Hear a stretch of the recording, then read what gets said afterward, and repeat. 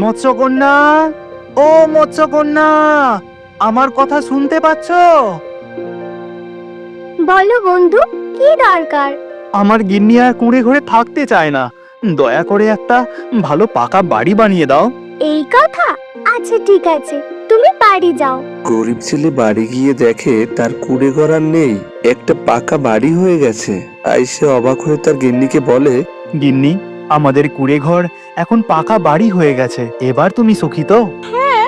বাড়ি তো হয়েছে, কিন্তু এরপর জেলে বউর ইচ্ছে হয় তাদের এমন একটি রান্নার জাদুর হাড়ি থাকুক যাতে কোনো কিছু রান্না করতে হবে না, বরং চাইলেই সেই খাবার প্রস্তুত হয়ে যাবে।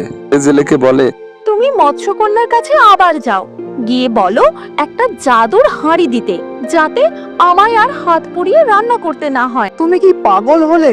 তুমি কেন এমন অন্যায় আবদার করছো গিন্নি? তোমায় কেমন অচেনা অচেনা লাগছে আমার। কিন্তু জেলে তার বউকে খুবই ভালোবাসতো, তাই তার কোনো কথা ফেলতে না পেরে বউয়ের আবদার রাখতে আবার সেই দয়ালু মৎস্যকন্যার কাছে যায় এবং তাকে প্রাণ খুলে ডাকে। মৎস্যকন্যা, ও মৎস্যকন্যা, আমার কথা শুনতে পাচ্ছ? বলো বন্ধু, কি দরকার? আমার গিন্নি রান্না করবে না বলেছে, আমায় একটা জাদুর হাঁড়ি দাও। হাঁড়ির কাছে যা খাবার চাইবে তাতে যেন চলে আসে। ঠিক আছে, তুমি যা চাইছো আমি তাই দেব। তুমি বাড়ি গিয়ে দেখো। তখন গরিব জেলে বাড়ি এসে দেখে অস্ত এক জাদুর হাড়ি তৈরি হয়ে গেছে। এদিকে গরিব জেলের লোভী বউ তার সব আবদার পূরণ করে নিচ্ছে, কিন্তু জেলে বউয়ের ভিতরে রয়েছে এক রাক্ষসী ডাইনি। রাত হলেই সে প্রাণীর রক্ত খেতে খুবই ভালোবাসতো। একদিন মৎস্যকন্যাকে দেখেও তার লোভ লেগে যায়, তাই সে তার রক্ত খাওয়ার পরিকল্পনা করে।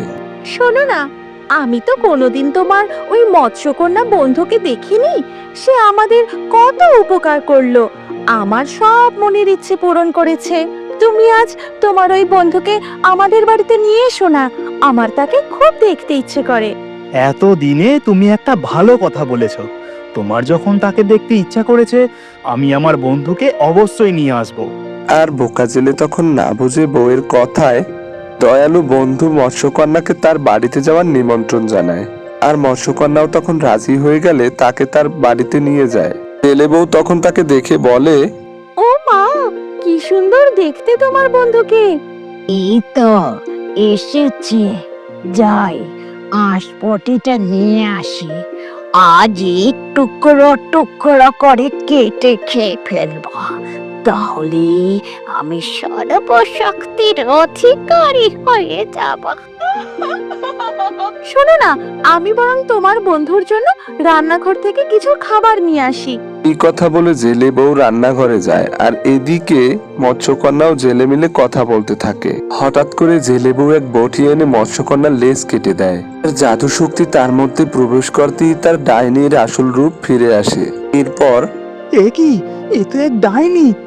ডাইনি এতদিন আমার গিন্নির শরীরে ছিল, তার মানে এই সব কিছু অন্যায় আবদার এই ডাইনিই করছিল। আর মৎস্যকন্যা তখন ব্যথায় মাগো, আমার খুব কষ্ট হচ্ছে। না না, আমাকে এক্ষুনি জাদু মুক্তা হাতে নিয়ে মাকে ডাকতেই হবে। আর মৎস্যকন্যা তখন জাদুমুক্তা হাতে নিয়ে তার মা জলপরীকে স্মরণ করে। আর ঠিক তখনই তার মা জলপরী এসে হাজির হয় এবং সে জেলের কাছ থেকে সবকিছু শুনে, ডাইনি, তোর এত বড় সাহস! তুই আমার মেয়েকে কষ্ট দিয়েছিস, আমি এক্ষুনি তোকে শেষ করে দেব। এরপরে মা জলপরী ডাইনিকে ভস্ম করে দেয়। এই গল্পের পরবর্তী অংশ দেখতে কমেন্ট করে জানাও এবং আরো ভিডিও পেতে আমার চ্যানেলটিকে সাবস্ক্রাইব করে পাশে থাকো।